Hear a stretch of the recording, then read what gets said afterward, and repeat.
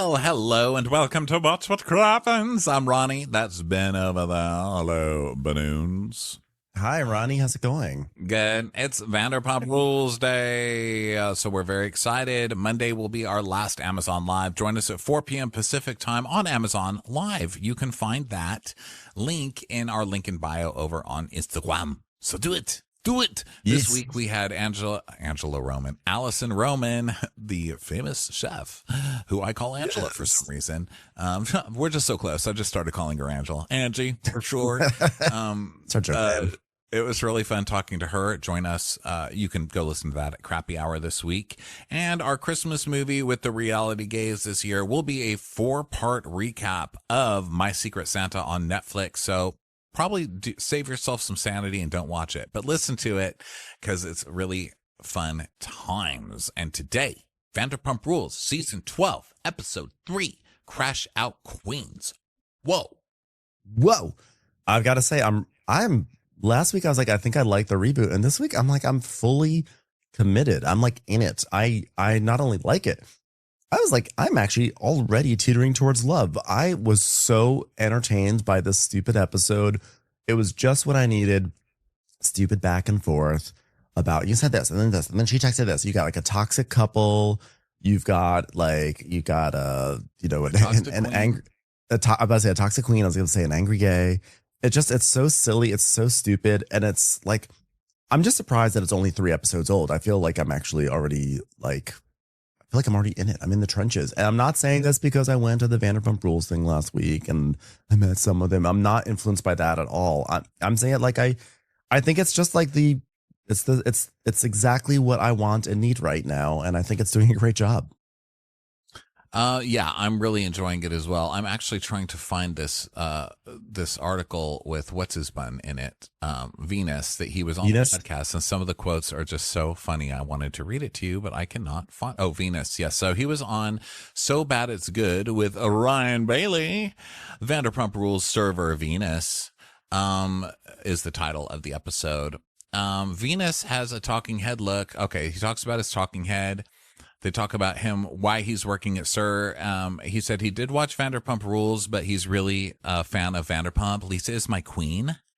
And I finally just grew up here and was like, I'm sending in an application, and I was hired on the spot.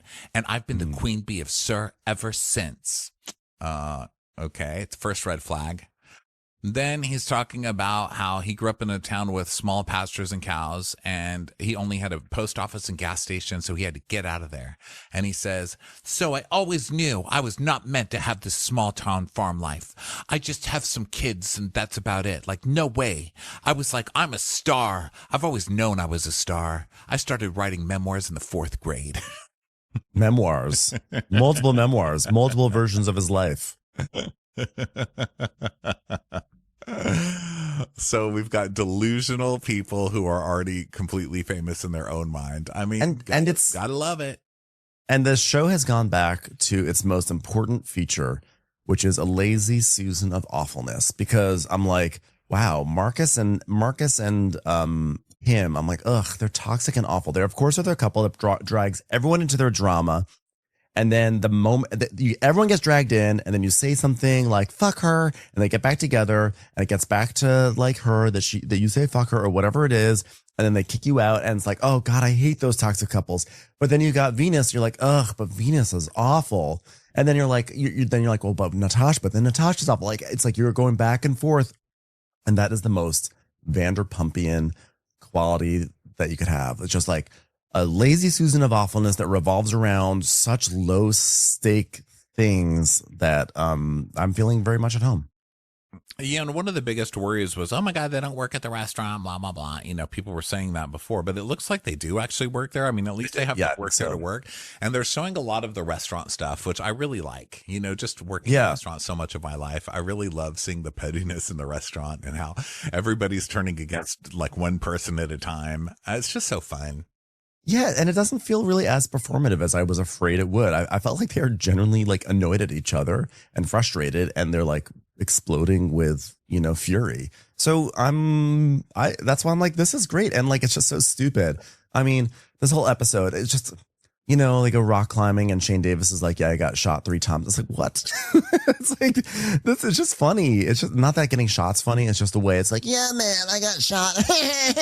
You're like, it's, I love this. Like what?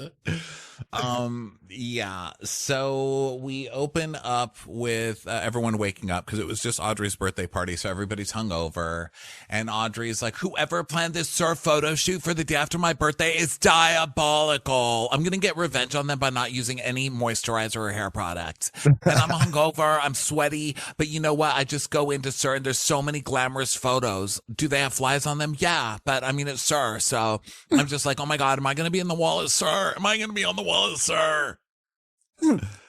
She's saying that the photos on the wall at Sir are glamorous is also hilarious. She's like seeing these like archival photos of like Jackson, Katie, and the whole cast from like 2012. She's like, wow, the golden age of Hollywood. I get to join the pantheon of great wait staff at Sir. Now we have the famous Sir photo shoot, but this time it's done in the restaurant with the managers there, and nobody's naked or in like kind of sexually creepy outfits, which is super weird. I'm like, what show is this? Like, things have changed. WeHo now has black plastic bags floating along its streets. Pump is closed, and now we have something called HR. We still don't know what it stands for, but it's very scary. Whores and Rascals. Please report to the Whores and Rascals department. So Guillermo's handing out shirts to people, and they're getting the photo shoot set up. And Kim is like, I need my skim so my waist looks snatched. Because the surf photo shoot is legendary. Yeah, and we see a shot of Natalie holding grapes and then Audrey's holding a lobster. I'm like, is there a lobster at the menu at Sir? I don't think there is. Yeah, do they have lobster there? I don't know that I would trust them with lobster, even though that's like the cockroach of the sea. Isn't that what they call the lobster? Ooh, lobsters are not cockroaches of the sea. Yeah, because they like crawl along the bottom and just eat all the trash and stuff. What doesn't crawl along? I mean, look, I would say a crab would be more like a cockroach of the sea, but it's not. I think we're making a shrimp. A shrimp would be not the lobster. The lobsters have a whole. I mean, do they pee through their eyeballs? Yes. But are they the most beautiful little toddler crustaceans out there? Yes. I refuse. Yes, I reject it. Lobster, cockroach of the sea, is a historical term reflecting how these abundant bottom-feeding crustaceans were once considered poverty food for the poor and prisoners in colonial America. Well, it only became a luxury delicacy through railroads, canning, and culinary elevation. So there you go. They have similarities with cockroaches, like hard exoskeletons and scavenging habits, leading to the derogatory nickname. But the term also applies to other abundant marine life, like shrimp. Thank you. Like you called it. See, you called it. Because there's so many things that crawl along the floor. That's why there's also so many fish that like hide in the sand and then like eat them, which is hilarious. Yeah. You know what else was called a cockroach of the sea? Whales. Excuse me. I'm going to push back on that one. I'm going to push back. That's like crazy. What AI system are you using that's coming up with? Who called a whale the cockroach? Whales aren't even fish. It's just like a tiny little site I'm using called Google. Okay. Okay. All right. Let me. You know who wrote that as a shark. Sharks hate whales. You know that sharks hate whales because sharks are like, we're the best. But then whales come along and like, sorry, we're kind of like bigger. We're like bigger and a little bit scarier. And like some of us don't even eat other fish, but we're still somehow bigger than you. And they're like, fuck this. We're going to call them the cockroach of the sea because they're ruining our space. I'll tell you who wrote it. Ahab wrote that shit. The cockroach of the sea. My last words. Dolphins did it to get at the whales. That's crazy. I'm horrified. Natalie's like, wow, you know what? Like, I just wanted to be in a place where like you work where everybody's like, oh my God, so chic, so perfect. Literally nobody says that about Sir. I don't know where those people think they're working.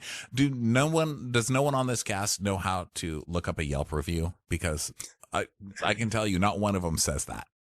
Yeah, literally, the words that are associated with Sir are not chic and perfect. The words are like oversized enchiladas and dry. Please mop this restaurant. I've read that phrase. That was my review. I was like, it smells like bar rot. Please clean this restaurant, please. hello, everyone. I've arrived.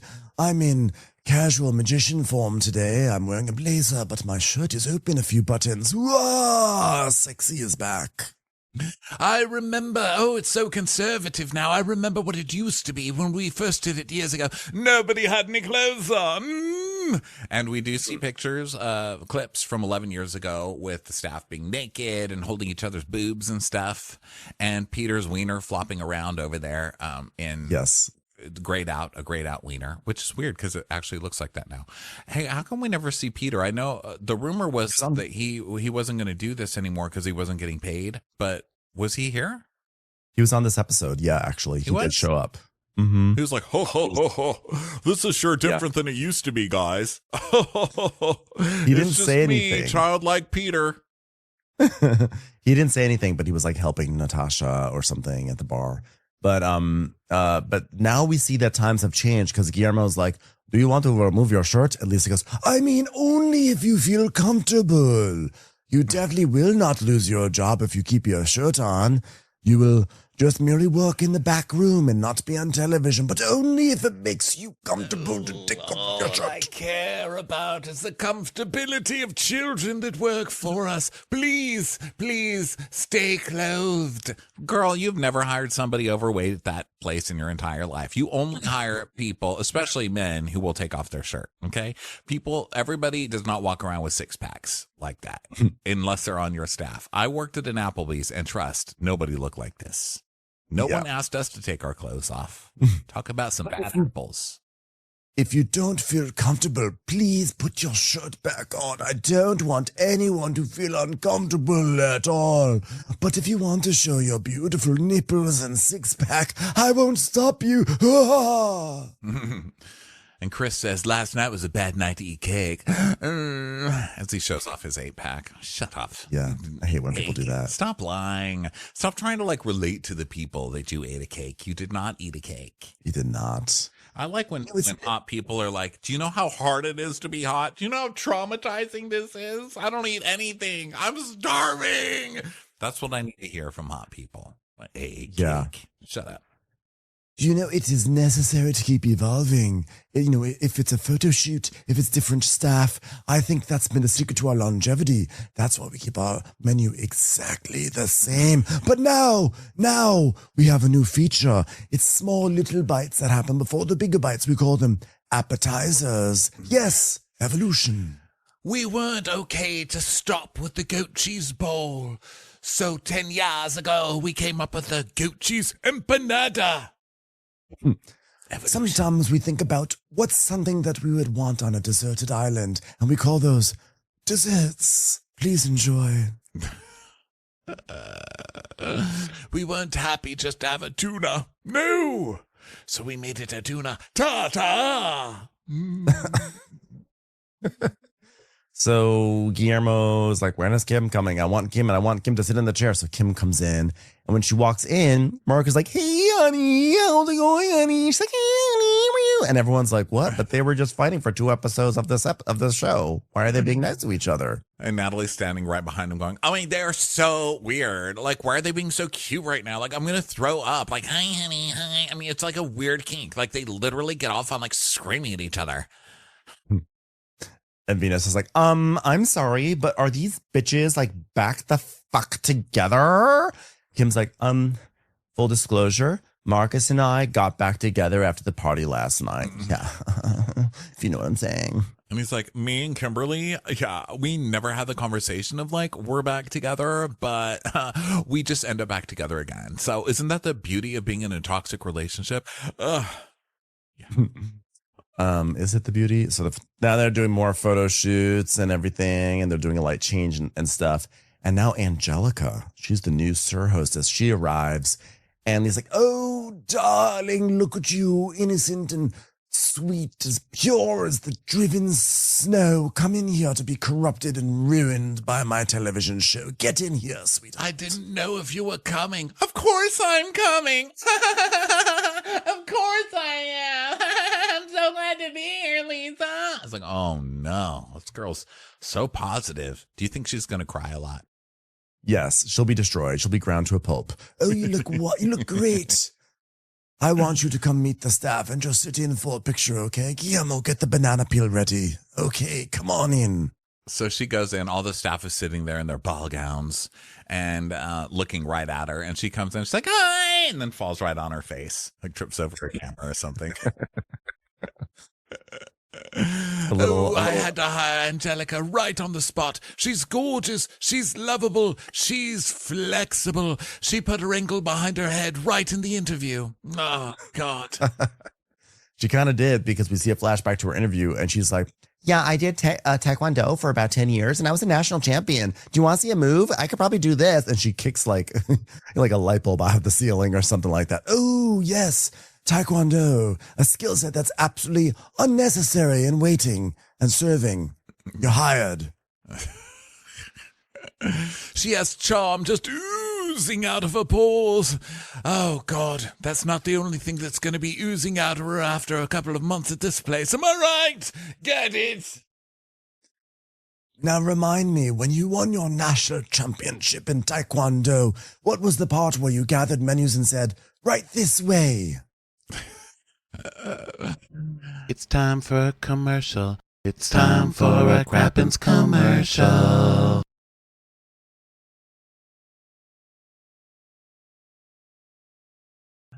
So she stands up and Lisa's like, wow, that was a good entrance. She's like, I'm trying to lift my leg as high as I possibly can. But these heels are like so big. Okay, maybe not my ideal first impression, but I feel like it really grounded me in a way. Are you sure you're okay, Angelica? Did you hurt yourself? Do you need to see HR? We are so evolved now, we care. Please only take off your panties for this if you feel comfortable. She goes, well, I don't think it really requires workers' comp, so I think I'm okay. She's like, oh, good. I don't understand what that is. Workers don't get comps here. You have to pay full fare. Darling, yes, as I told you in your interview, workers are complimentary. You're here for the Instagram likes. So she says, well, maybe this worked in my favor because like now people are going to be like really nice to me, right? Because like who's going to be mean to the girl that just like ate shit? I'm like, literally all of them. They're like, oh, she's weak. We will destroy her. Somewhere like an alarm just went off in Stassi's house. She's like, oh my God, stupid bitch falling in sir. Dun, dun, dun, dun, dun. Need to drive down there. Do not drive down there. Yeah, when you hear a bell, it means a new server fell over in front of the team at Sir. Is that how Every time you hear a bell ring, a new waitress just lost her vag. So Angelica's like, oh my God, what a great way to meet people. Am I right, guys? And they're like, wow, you look so beautiful. And Josh goes, yeah, what an entrance. I almost wanted to catch her. At which point, Ronnie leapt through the TV and was like, no, you get out of here, you little bitch. He's mine. Falling down. I just fell down off my couch. Like, help! Help me, Josh. Help me. All right. Okay, sit down there. Now, no one will get jealous of you. We don't like jealous people. So, Angelica, new girl who no one's ever met before and has no history, please take the center spot in this photograph.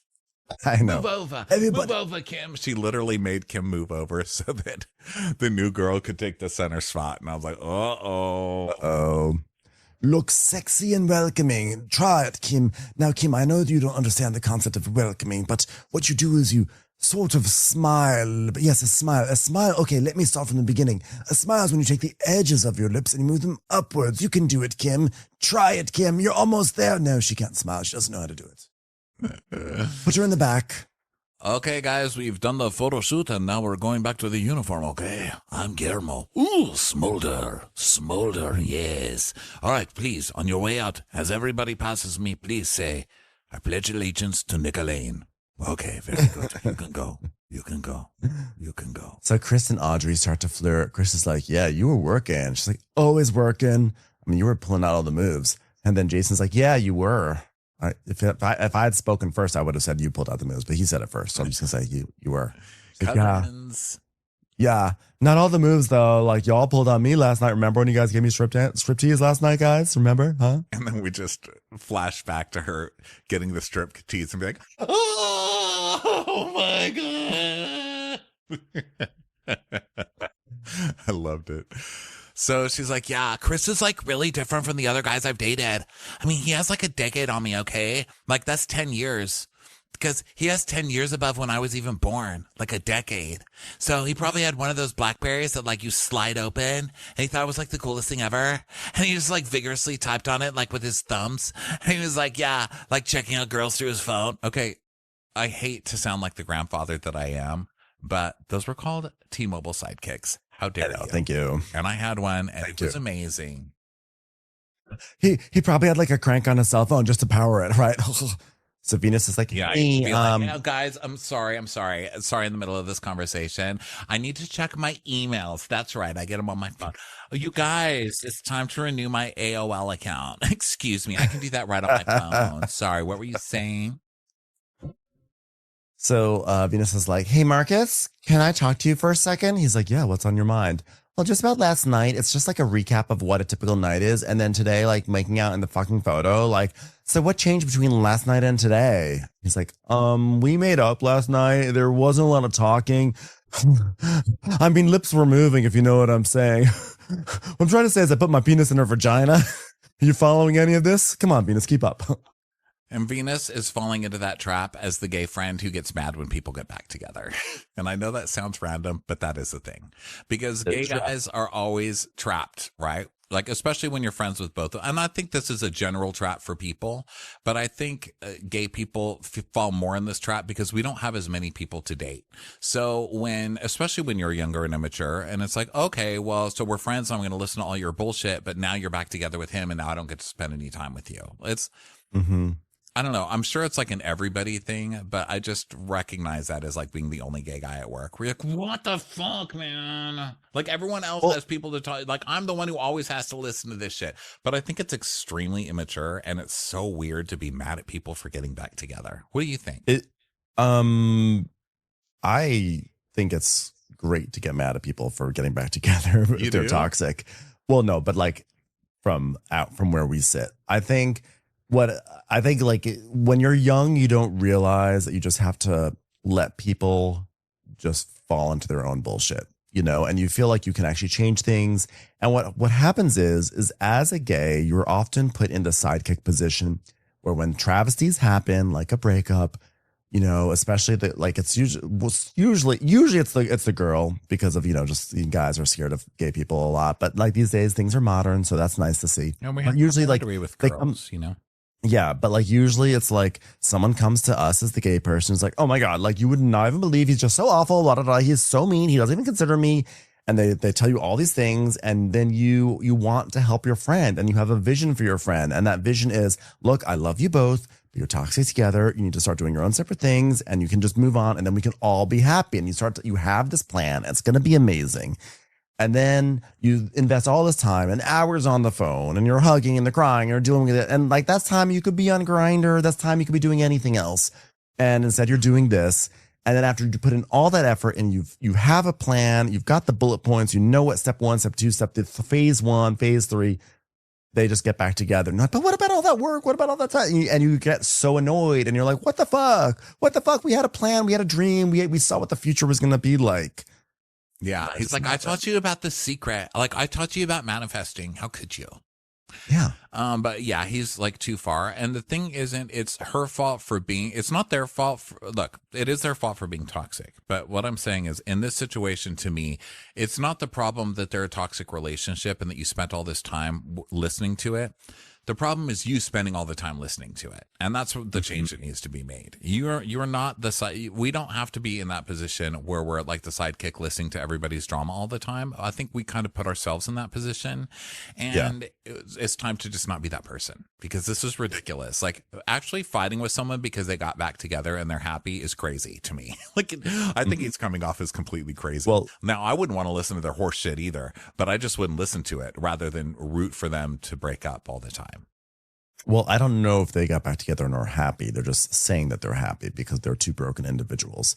So Venus is like, yeah, their relationship is like one of the most toxic relationships I've ever seen in my entire life, which is why I like to embed myself entirely into their duo. That's why we're a trio, because I like to be around toxic people. And it's extremely offensive to me that my night at Audrey's birthday, I'm holding Kim crying comforting her, which is what I've done a million fucking times since they started dating. And then the next day, like nothing fucking happened.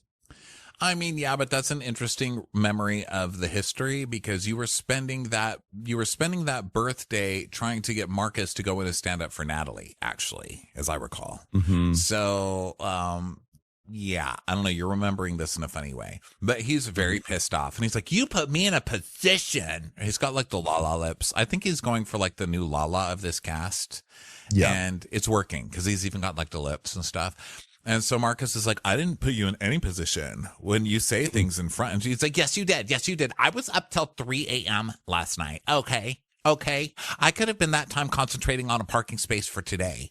But instead, I was working with you and your girlfriend. And he's like, nothing to do with me. He goes, yeah, I was dealing with bullshit because of the drama that you're always in. And then like the next day, you and Kim, like nothing happened. It's like so convenient for you when everyone else is affected by it.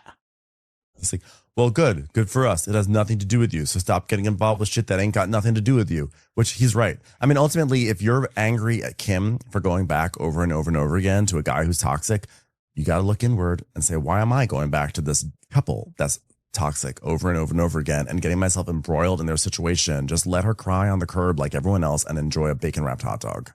Exact.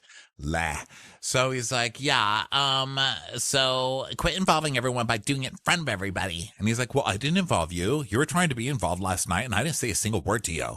And that's true because he was running around trying to be involved on everybody's side. Like, well, now I need to have a talk with you. And now I need to have a talk with you.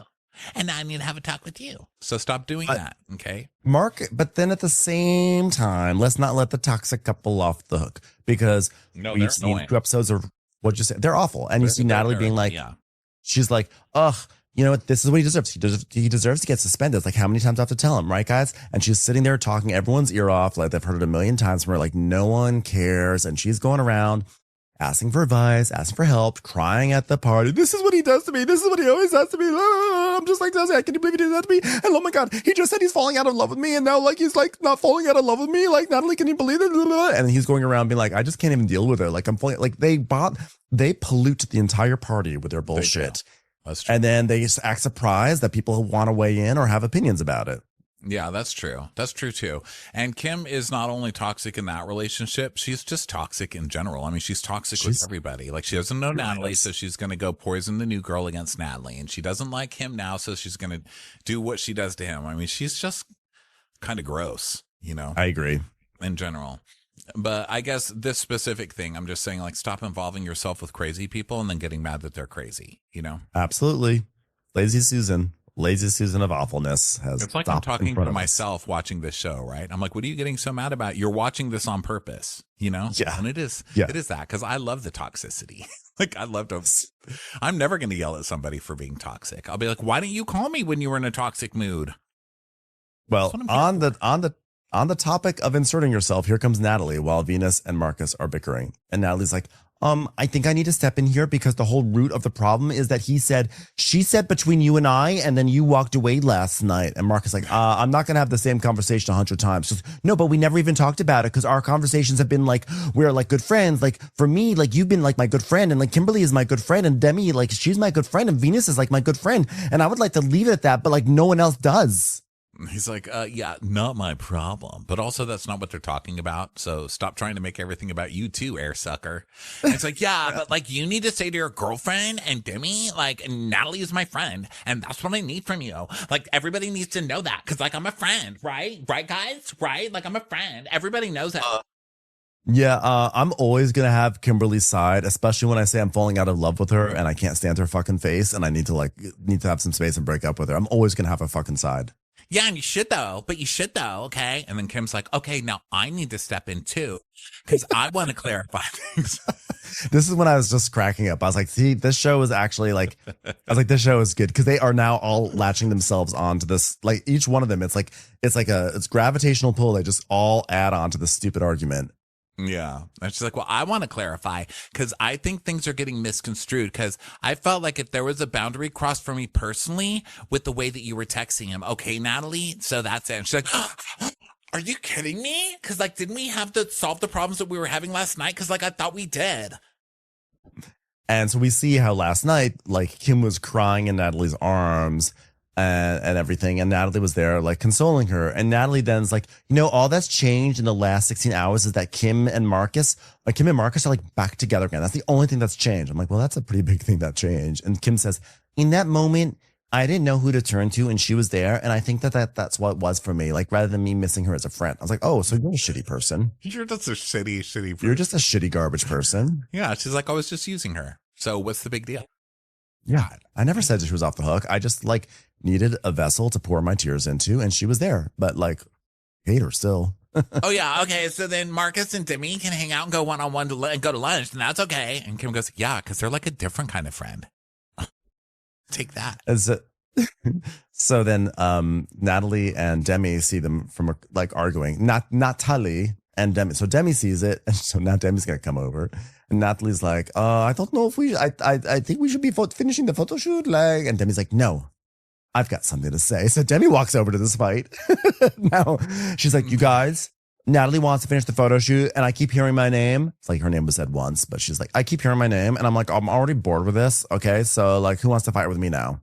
Yeah, but all I've said is that you're my friend. And she's like, I don't want to hear you say my name today. So just like, don't say it. Even if you're saying it like in a good way, like I do not want to hear it. Like I'm so sick of it. What's your problem? No, because the sound of your voice. That's my problem. Like after last night, like your voice, ouch. Why are you being so rude, Demi? I feel Demi? like it. Because I feel like it. What about that? The assistant manager, Mary Ketchup. I said it because I feel like it. I'm like hungry. Don't bitch. Don't be Whatever. a bitch, okay? How about Natalie you don't be a bitch? Finish the photo shoot, so maybe you shouldn't tell me not to be a bitch at work because, like, I'm a boss, okay? I can't apologize anymore. Really? You're bitchy Really? all the time, No, Demi. maybe you should. Maybe you should stop, though. Maybe you should. Okay, you know what? I was bitchy for one night. Sorry. Hold on. Now, wait a second. I know what you're doing right now, but stop it. We've got a photo shoot. Please stop creating drama on this highly rated dramatic television show. Please go ahead. Do it without your shirts on if you're comfortable. Do you need to take a break, Natalie? Maybe speak to HR. Hooligans and rascals. Well, I'm trying to be professional, and she's not making it easy, Lisa, because, like, she needs to leave me alone, because, like, I'm literally shaking right now. Darling, Ken has been literally shaking for 25 years. He still manages to carry the dog across the restaurant on cue, so please get back to work. She needs to, like, leave me alone, Lisa, for at least, like, one day. Just, like, leave me alone.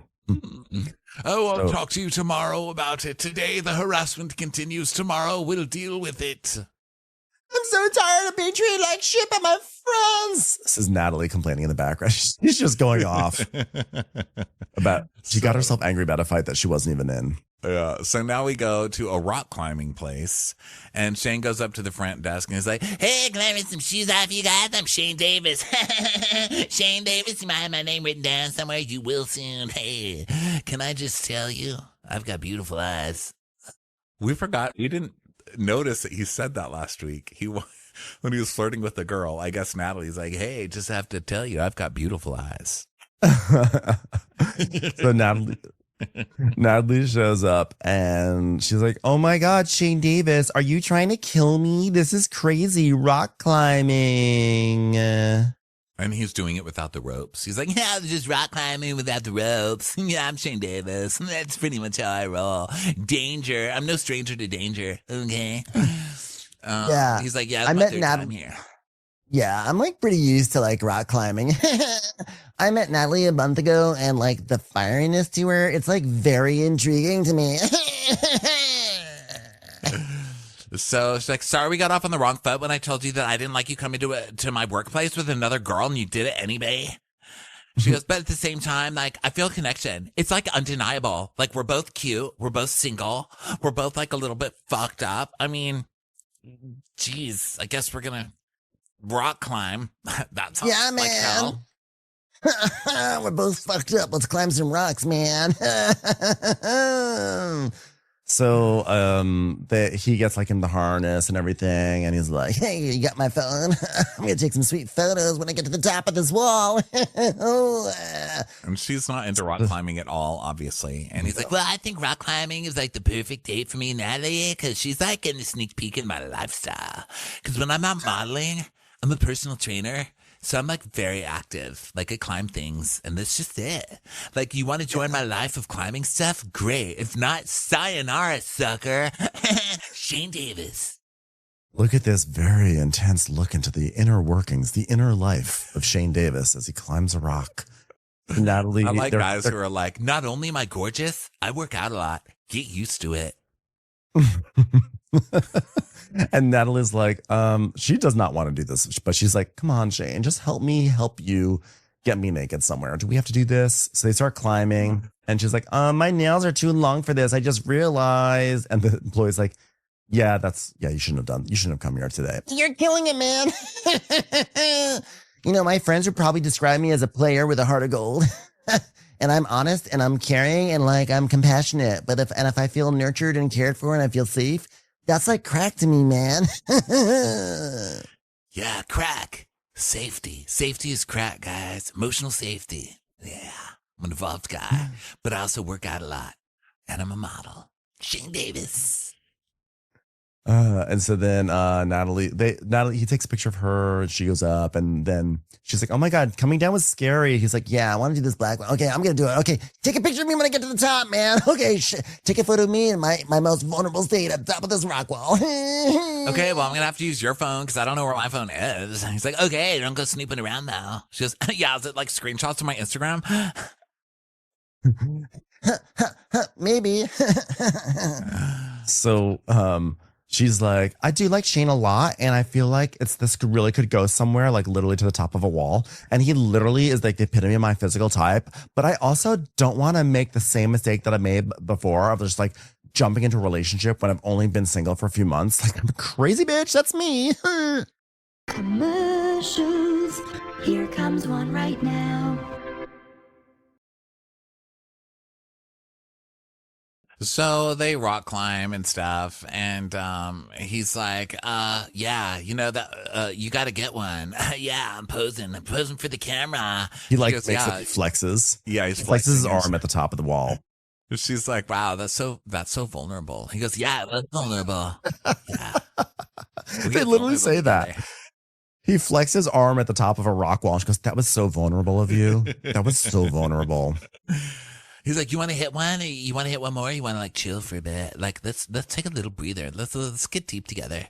Okay, I don't know if I've told you this, but like deep in my heart, I'm a person who works out.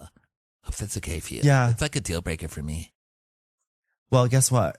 Now that you're back down on the floor, here's your phone back. And that was like really special. I gave you your phone back because I had back surgery once. He's like, oh yeah, I saw it. What? I mean, no, tell me about it.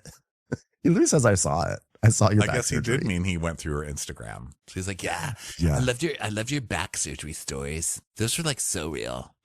And she tells us that she had scoliosis as a kid, so she had to wear a back brace. I mean, hi, nice to meet you. I'm Natalie. My spine was like this.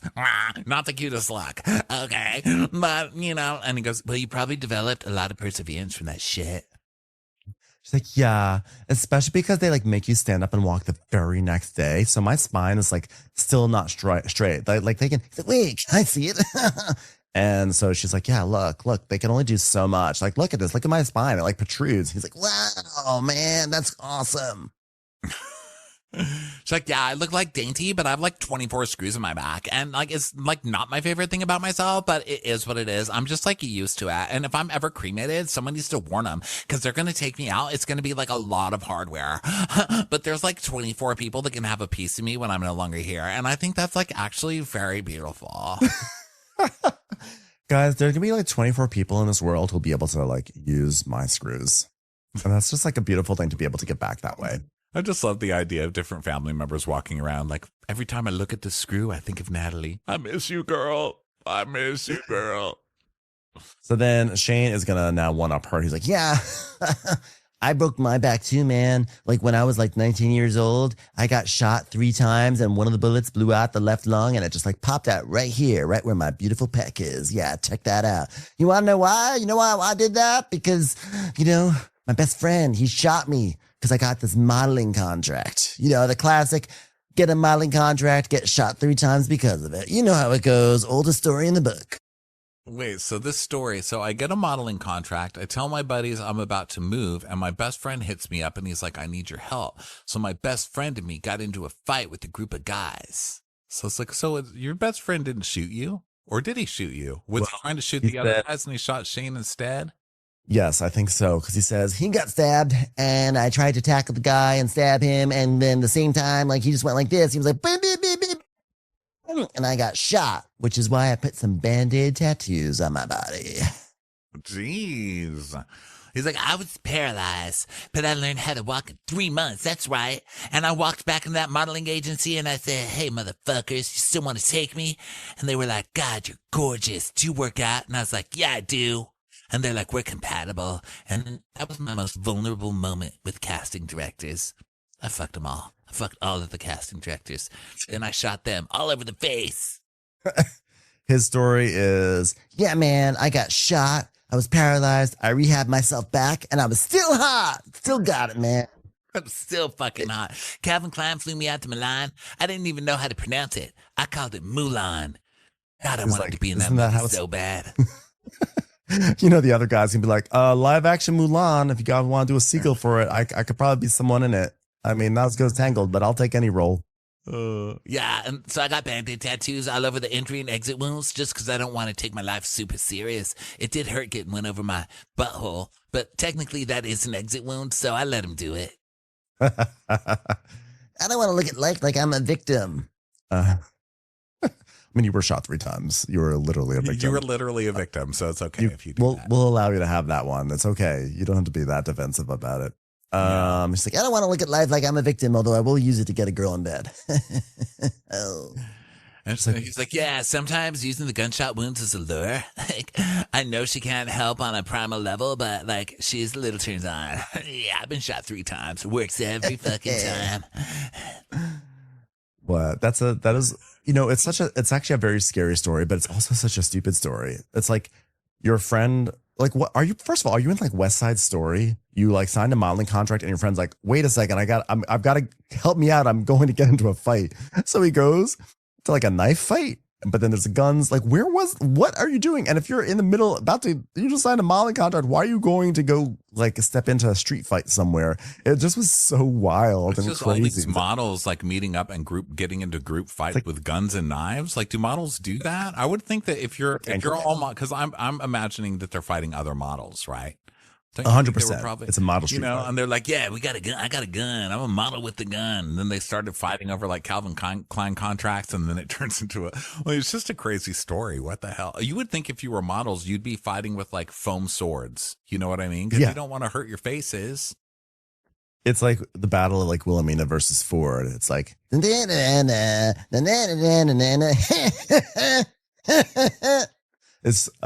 I just love the idea of this. Like, I mean, I'm sure it was like not a model fight, but I'm like with you. All I do is I just imagine a bunch of models like having some sort of like catwalk moment. And that's like their fight. Yeah, it's crazy. So then we go to Sir and there's Peter.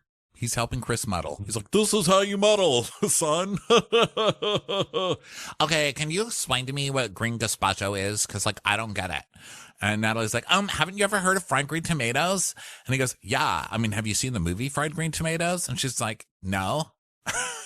He's like, yeah. Well, the boyfriend gets run over by a train. So spoiler alert. Anyways. And then Marcus is checking with Kim about some asparagus. Actually, it's at their apartment. They're checking about asparagus. And he's like, I got to be honest. When we're not fighting, it's like perfect. You know what I mean? It's like we're so loving. There's like no red flags. Like, I love you. I'm like, that's a big qualification. When we're not fighting, there's no red flags. I'm like, but when you are fighting, isn't that the red flag? Like, I don't think you can just cut out the fighting and be like everything like... our relationship is great, except for the fact when we're fighting and we are breaking up all the time. But when we're not, like, it's really a wonderful relationship. I'm like, but you can't, that's That's too important. Can't do that. Yeah. Is this what he was telling Natalie? That's what he was telling Natalie at home. Yeah, While they were like cross-cutting between them at home and then at Sir and everything. And then Venus is serving a table after he has given the down low about fried green tomatoes, which fried green tomatoes must feel like, a Buster Keaton movie to these kids. Like, what? No kidding. But also I'm surprised Natalie hasn't watched it because she's a total Tawanda. Wasn't that her name? Tawanda! When Kathy Bates like finally gets mad and like crashes into the sexy girl's car who bullied her in the parking lot. And she's like, I'm Tawanda! Ah! And goes crazy. And she's like, I'm going to sue you. And she goes, oh, honey, you may be young, but I'm old and I've got insurance. It's a classic moment.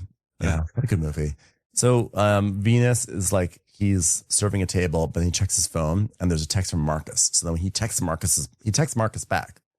And Venus is like, hey, Natalie, when you have 2 seconds, will you come with me so I can show you some dumb shit? She's like, oh, absolutely. Serge, don't do that. I didn't do the ticket. Do it. Okay. So they go to the back.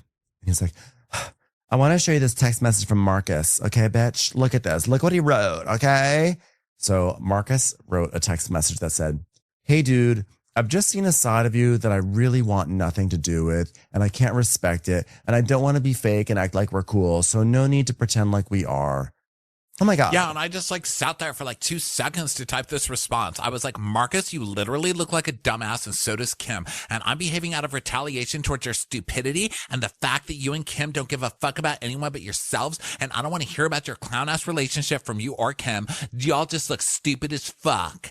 There, I said it. I personally feel so betrayed because I have held Kim when she cried 1,000,000 times. And then we see a flashback of like him doing that. Yeah. And Kim being like, Marcus is like so typical Marcus. Like, you need to be active about this because this behavior will age you, girl. So he's like, yeah, I've been there 1,000,000 times. And then we see a flashback to him being there for Marcus. And Marcus is like, I'm going home after what I've done, and I'm going to get reamed by Kimberly for defending Natalie. He's like, okay, I get it. I know, bro. So back in the present, he's like, yeah. And so for the first time, I'm like fed up, and I'm like, fuck this shit. I'm like fucking done. And like, you pushed me to my fucking limit, and then you're going to make me out to be the bad guy. You haven't even seen me piss yet. Oh, you haven't even seen it. And Natalie is like, this is crazy because you're just giving your honest opinion. So now we go back over to the Kim and Marcus at their apartment looking at, asparagus. And Kim is like, this tiny little apartment kitchen. And Kim is holding like a knife as big as the kitchen, just waving it out. I know. And they're like strangely, like they're a living room that just has like a white, like decrepit sofa in it and nothing on the walls. And she's like, the thing that he said in those texts are unforgivable. He's obviously harbored these feelings and just now feels like it's an opportunity to say it because like you just don't feel those things overnight. Like he's been feeling them for a long time. He's like, yeah. And like he's coming out of a relationship. He said you and Kimberly are a joke. Can you even believe that? Yeah, that's what I'm saying. Yeah, and I can't believe he was like talking about you like that, like calling you a joke. I mean, what that? She's like, yeah, it's so hurtful. And so he says that he takes accountability that he texted Venus first. But when he sent me back, like what he sent me back, like now that's starting a problem. No, you texted him. You're not friends anymore. So you started it, sir. But this guy has had to receive all your your drama, and he's tried to support you both and tried to help you both. And now, like the moment you guys get together, you're just like, oh, actually, I don't think we're friends anymore because I didn't like that you were frustrated by us. So bye, you're not our friends. And so he writes back, obviously a very catty text, which wasn't great. But like, Marcus, you started this. Marcus literally started this. You can't be like, I admit I did write the first text, but his text was worse. So he really started it. No. But you know what? It's really hard for me to be on Venus's side because I really don't like Venus going up to women and being like, bitch, bitch, and like acting like he's going to beat up a woman and calling her bitch. Like, listen, I mean, there is like gay slang like bitch, and Lord knows on this show, or, we say bitch. It's not like you can never say the word bitch, but like going after women and calling them bitches and acting like you're going to get in a fight is just a horrible look. And he does it all the time. And it's gross. And so I can't be on his side because he just seems like gross to me. So I won't be on his side for right now. So I'm not going to be on Kim's side or Marcus's side either, but it puts me in a conundrum. But then again, this is Vanderpump Rules, and so I'm just going to not be on anybody's side. But for right now, Venus is grossing me out the most in this situation. Hey everyone, this is the end of part 1 of this recap. For part 2, keep an eye on your podcast feed. It is coming up in just a moment. Thanks so much for listening. Catch you on the second half. Watch What Crappens would like to thank its premium sponsors. Ain't no thing like Allison King. It's always a party on Allison Block. Our way is the Amber way. It's the Foster and the Furious. It's Amanda Foster. It's always automatic with Ashley Auto. Put your hands together for Carly Clapp. Get on the right foot with Chrissy Offit. We never miss her call. It's Diane Call. Sunday in the Park with Dylan Clark. Big yay, it's Emily Gauthier. Aaron McNicholas. She don't miss no trickolas. Hava Nagila Weber. You'll never hide from Heidi Eleanor Jones. I go, you go, we all go for Hugo. Jamie, she has no last namey. She's our kind of mess. It's Jennifer Messer. Sipped some scotch with Jessica Trotch. She's our favorite streamer, Caroline Peacock. Kristen the Piston Anderson. Get a bee in your bonnet with Lacey B. K Sarah Sarah, whatever will be, will Lauren Silsby. She gets an A from us. It's Lindsay D. Let's give a kisserino to Lisa Lino. Fresh as a daisy, it's Maisie McHenry. Megan Berg. You can't have a burger without the Berg. This is Livin' with Michelle Vivian. I love ya, Olivia Williamson. She sure is swell. It's Raquel. Yes, we canna. It's Savannah. Cast a spell with Shannon Spellman. Let's share with Sharon Eldridge. Darn Skippy, it's Tippy. And our super premium sponsors. Make way for AJ Lopez. She's VVIP, it's Amanda V. Can't lose when you're with Amy Baldwin. Somebody get us 10 cc's of Betsy MD. We're taking the gold with Brenda Silva. Let's get real with Caitlin O'Neill. Put us on a stretcher, it's Charlotte Fletcher. Don't get salty with Christine Pepper. Can't have a meal without the Emily Sides. Who, what, why, where, and Gwen Pentland.